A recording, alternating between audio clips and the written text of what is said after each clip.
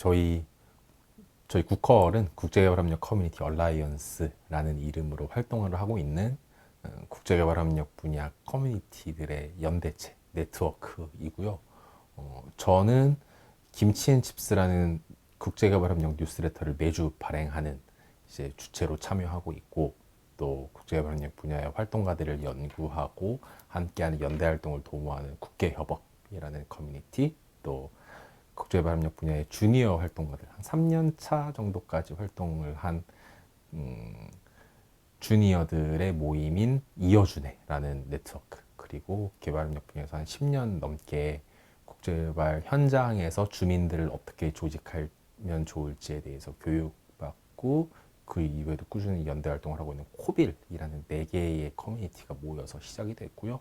이후에는 대외적으로 저희가 홍보도 좀 필요하고 여러 가지 디지털 컨텐츠를 좀 만들 필요가 있어서 디자이너 분들도 5분 정도 추가로 모집을 해서 현재는 한 20여 명이 국내 그리고 해외에서 함께 활동을 하고 있습니다.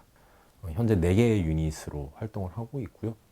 아카이빙 페이지 미얀마 보험을 계속해서 담당하고 있는 아카이빙 유닛, 또 제가 현재 함께 활동하고 있는 커뮤니케이션 유닛, 저희는 뭐 인스타그램이나 매월 뉴스레터를 내보내고 있기도 하고 여러 저희 활동을 홍보하는 역할, 또 이렇게 대외 활동이나 인터뷰 같은 거 참여하는 역할을 하고 있고, 또 시민들의 참여를 유도하고 같이 목소리를 내는 행사를 열거나 공동의 액션을 취하는 액션 유닛, 또 마지막으로 장기적으로 우리 분야에서 목소리를 어떻게 내면 좋을지, 근본적인 체질 개선은 어떻게 하면 좋을지에 대해서 연구하고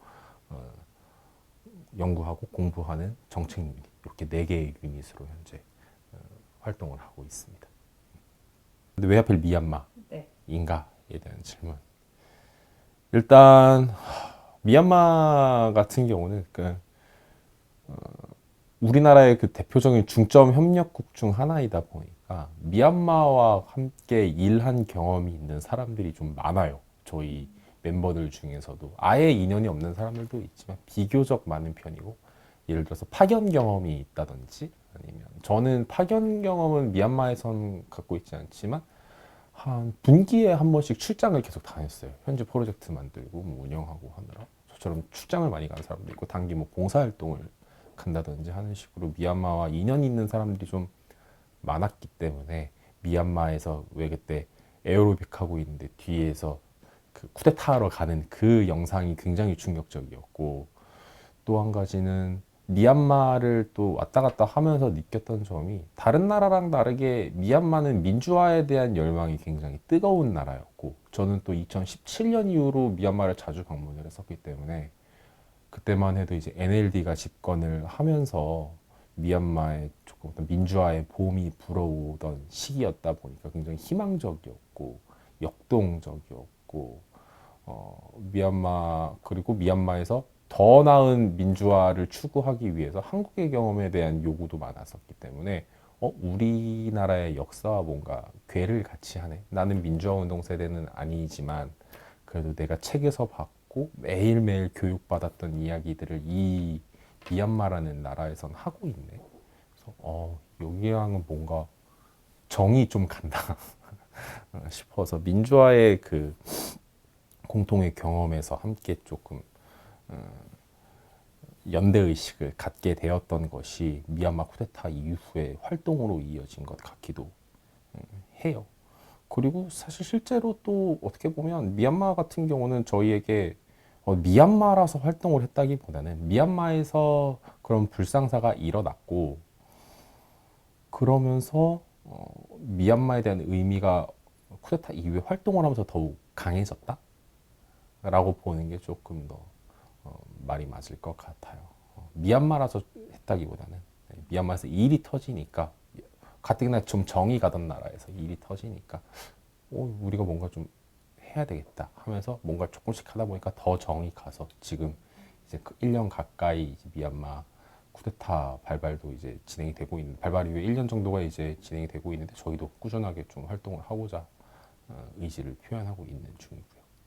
아무래도 할 일이 많다 보니까 개발협력하는 입장에서도 시민사회에 그 바탕을 두고 개발협력을 하다 보니까 미얀마의 인구도 뭐 우리나라 수만큼 많고 또 민족도 많고 지역도 넓고 빈곤율도 높고 자원은 또 많은데 배분은 어떻게 해야 될지 모르겠고 하는 등 뭔가 할 수 있는 여지가 많은데 좀 꿰어지지가 않아서 구슬을 좀 같이 꿰자 하는 그 활동들이 그 전부터 개발협력 분야에서 좀 많았죠. 미얀마에서는. 그러다 보니까 아무래도 미얀마에서 활동했던 경험이 있는 사람들이 많았던 편이고 그 사람들이 미얀마에서 쿠데타가 발생한 이후에 이제 국허 활동으로도 조금 더 같이 흘러오게 됐고 그 덕분인지 저희가 성명서를 좀 발표했을 때 국제개발협력 분야의 활동가로서 미얀마 사태에 대한 요구사항을 이야기하는 성명서를 발표했을 때 저희 분야에서 한 740분 정도가 같이 연명을 해주셨어요.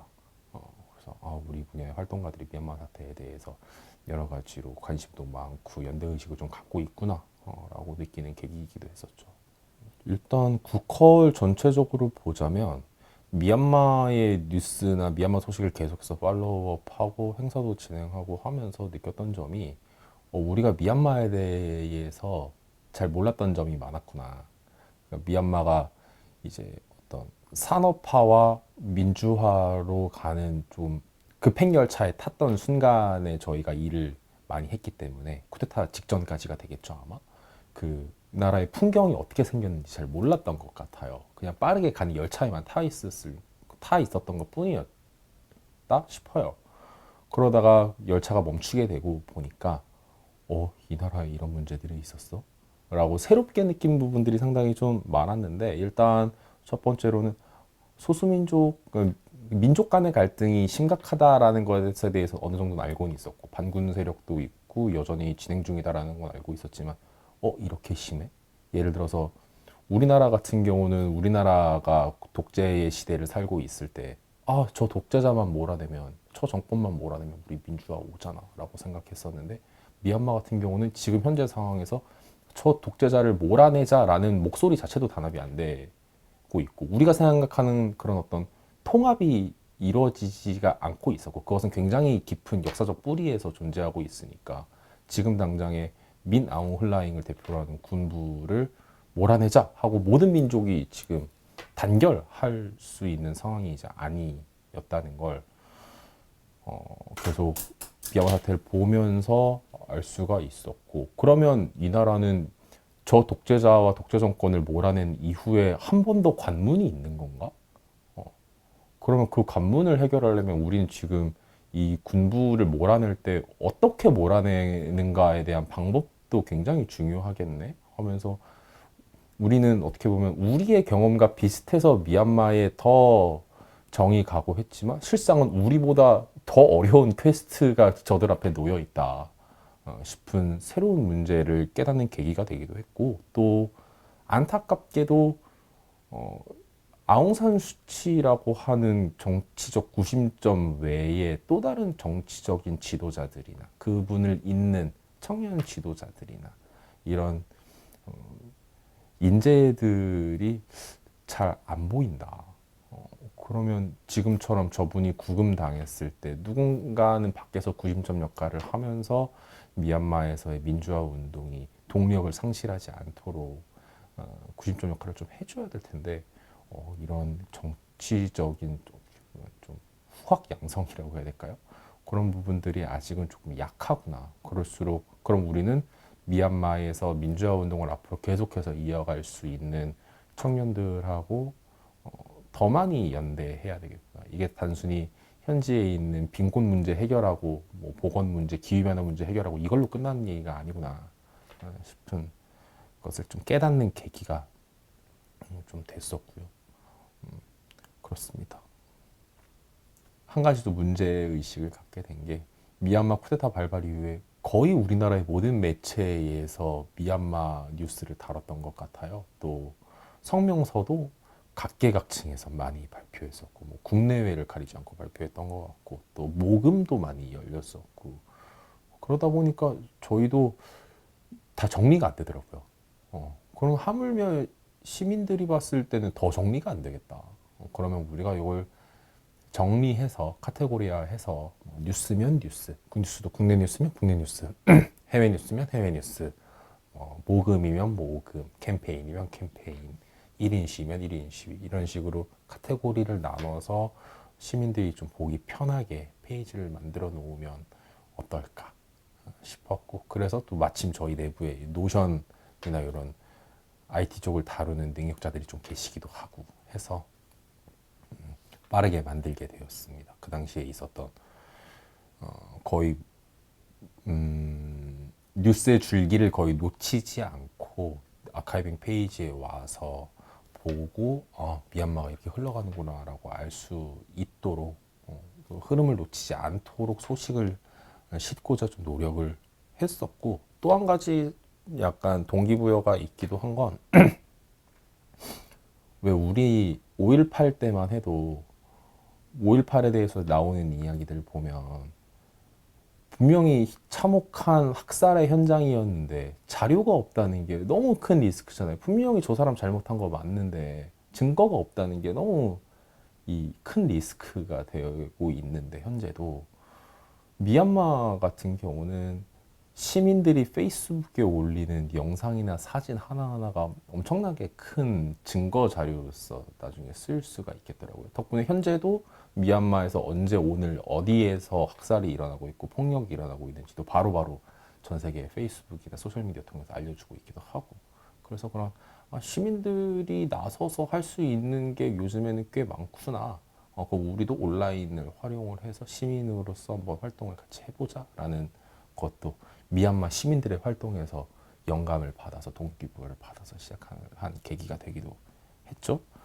그리고 지금도 현재도 미얀마의 소식을 아카이빙을 꾸준히 하고 있고 또 주요 뉴스나 전반적인 통계, 뭐 사망자 추이라든지 난민이나 실향민 현황, 코로나19 백신 접종률 같은 좀 알고 넘어가야 할 지표 같은 것들은 이제 매월 취합을 해서 인스타그램을 통해서 카드 뉴스로도 꾸준하게 내보내고 있고요. 활동을 꾸준하게 좀 하고 있는 편인데 역시 약간 아쉬운 점이라고 하면 점점 국내에서 보도되는 뉴스들이나 어떤 모금이나 캠페인 같은 것들은 많이 줄어들었다는 점 그것이 시민들은 미얀마에서의 문제가 어느 정도 해결된 것처럼 느끼게 하고도 있다는 점에서 약간 아쉬워서 아카이빙 유닛에서는 계속해서 놓치지 않고 아카이빙을 해나가고 있는 편이고 또 이 아카이빙을 하고 있는 멤버들 자체도 어떻게 보면 어려운 역할을 맡고 있기 때문에 거의 좀 희망적인 뉴스가 많이 나오지 않다 보니까 항상 좀 참혹한 뉴스 위주로 보게 되고 또 저희 내부에 있는 디자이너 분들이 그 현장에서의 어떤 학살의 사진 같은 것들도 자주 다뤄야 하고 그런 활동에서의 좀 고충이 좀 있기도 하다라는 것도 이 기회를 통해서 말씀을 드리고 싶어요. 다만 중요한 건 좀 해야 하는 일이고 할 수 있는 일이기 때문에 꾸준하게 해나가고 있다라고 부연 설명도 붙이고 싶습니다. 일단 국컬의 활동으로 보면 해오던 것들을 꾸준하게 이어가고자 해요. 특히 아카이빙 페이지 계속 유지하고 또 액션 유닛에서 지난해 8월, 10월, 11월에 미얀마 토크라는 행사를 열었습니다. 그래서 미얀마 관련된 전문가분들이나 활동가분들 모시고 미얀마의 현대에서의 역사 그리고 그 역사적인 흐름이 지금 현재 이 쿠데타 상황과 어떻게 연결되는지 생각하는 시간도 가졌고 또 현지에서 현재 활동하고 있는 현장에 나가 있는 한국인 이제 활동가 또 줌으로 초대해서 현지에서 어떻게 NGO 활동을 하고 있는지 어떤 어려움이 있는지도 들어보기도 하고 또 예전에 미얀마에서 활동했던 청년 활동가들이 또 그 줌에서 줌으로 초빙을 해서 현장에서 우리 이런 즐거웠던 시간도 있었고 추억도 있었다. 그 추억 잊지 말고 앞으로 계속 힘을 내자라는 차원에서 미얀마 토크라는 행사를 했었고 내년에도 뭐 같은 미얀마 토크란 이름은 있을지 모르겠지만 시민들이 참여해서 같이 이야기 나누는 시간을 계속 가지려고 해요. 그리고 또 한 가지는 약간 상징적인 의미로 그 메타버스에 미얀마를 구현을 하고 있어요.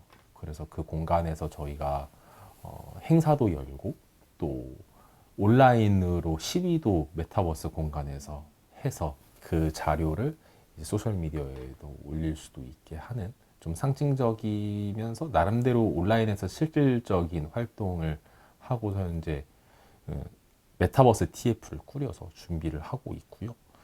또 중요한 것은 미얀마에서의 문제는 군부만을 이제 몰아냈을 때 끝나는 것이 아니고 이미 그전에도 로힝야와 같은 문제가 있기도 했고 계속해서 민족 간의 갈등에 대한 이야기가 이어질 것이기 때문에 한국에서라도 한국에 있는 각 민족별 민족 지도자들과 연대해서 같이 가는 방향으로 활동을 전개해보자라는 생각으로 올해는 운영을 좀 하고자 합니다. 그리고 좀 개인적으로 조금 더 욕심이 있다라고 하면 이 미얀마 사태를 보고 우리나라 국내 국제개발협력 분야에 좀 어떤 쇄신과 제도약이 필요하다라고 생각을 하고 있기도 해요. 저희 국허리 만들어진 배경과도 궤를 좀 함께 하기도 하는데 미얀마에서 어떤 뭐 빈곤을 퇴치하고 지구의 또 지구촌 이웃들의 지속 가능성을 이야기하면서 우리가 국제개발 협력 분야에서 일을 하고 있는데 막상 이런 인도적 위기가 터졌을 땐 다 어디 갔어? 지금까지 지속 가능성 얘기하던 우리 동료들이 다 어디 갔지? 그럼 국제개발 협력 분야가 분명히 모세혈관처럼 현지에서 많은 일들을 하고 많은 네트워크를 갖고 있기 때문에 현장에서 얼마나 어려운 점들이 큰지 우리 국내 시민들에게 전달할 수 있는 전달자 역할이 분명히 될 텐데 그렇게는 좀 되고 있지가 않다는 게 약간 좀 아쉽고 어떻게 보면 그렇게 해본 경험도 이렇게 많지가 않고 그러니까 정치적인 문제라고 해석을 해서 그런지 모르겠지만 또 단체 NGO의 이름을 걸고 미얀마 사태에 대해서 잘못 이야기했다가 현장에서 일하고 있는 우리 NGO 스태프들이 군부에 의해서 피해를 받을 수도 있기 때문에 그런 것들도 좀 고려를 안 할 수는 없겠지만 그런 걸 다 고려하고서라도 국내 개발협력 분야에서의 목소리가 그렇게 좀 크지 않은 건 좀 아쉬움이 있다. 그러면 우리 국허리 좀 할 수 있는 부분에 한해서 국내 국제개발협력 분야가 이런 인도적 위기가 터졌을 때 함께 연대하는 어떤 계기를 좀 만들어 보자 하는 것도 저 개인적인 욕심으로는 갖고 있는 편입니다. 그래야 우리 개발협력 분야에서 일하는 사람들이 실무자라고만 인식하는 게 아니라 좀 더 본인을 활동가라고 생각하고 일을 할 수 있는 밑바탕이 될 것 같아요. 저희 국허를 구성하고 있는 커뮤니티 중에 국개협업이라는 커뮤니티에서 2020년에 이 연구를 한번 한 적이 있어요. 우리 국제개발협력 분야 시민사회에서 일하고 있는 2030 활동가들의 실태를 연구했던 적이 있었는데 왜 이 분야에서 일하게 됐는지, 어떤 조건에서 일하고 있고, 어떤 고민을 갖고 있고, 앞으로는 이 분야를 통해서 어떤 일을 좀 하고 싶고, 개인적으로는 어떤 방향으로 흘러가고 싶은지에 대해서 총체적으로 좀 조사를 했던 게 있는데 그때 문항 중에 좀 인상적이었던 것 중 하나가 왜 국제개발협력 분야를 선택했나요? 였어요. 그리고 가장 많이 나왔던 이유는 사회 변화를 일으키기 위해서였어요. 그런데 중요한 건 어떤 사회 변화냐라는 거죠. 그 사회 변화를 개발협력이라는 틀 안에서 그리고 개발협력이라는 틀 안에 있는 툴들을 갖고 이뤄내고 싶은 건데 봤더니 장비에 한계가 있는 거예요. 기존의 우리 개발협력 분야에서는 물론 의미 있는 부분이긴 했지만 좀 서비스 딜리버리적인 차원이 가까웠고 좀 지속 가능한 지역의 개발 이런 곳에 좀 가까웠는데 실제로 현장에서는 이런 인권의 문제 아니면 뭐 조금 더 영역을 넓히면 뭐 기후변화 문제 같은 게 훅 불어닥치면 그동안에 우리가 지역에서 일했던 성과들이 다 그대로 날아가 버리는 거거든요. 실제로 미얀마에서도 그렇고요.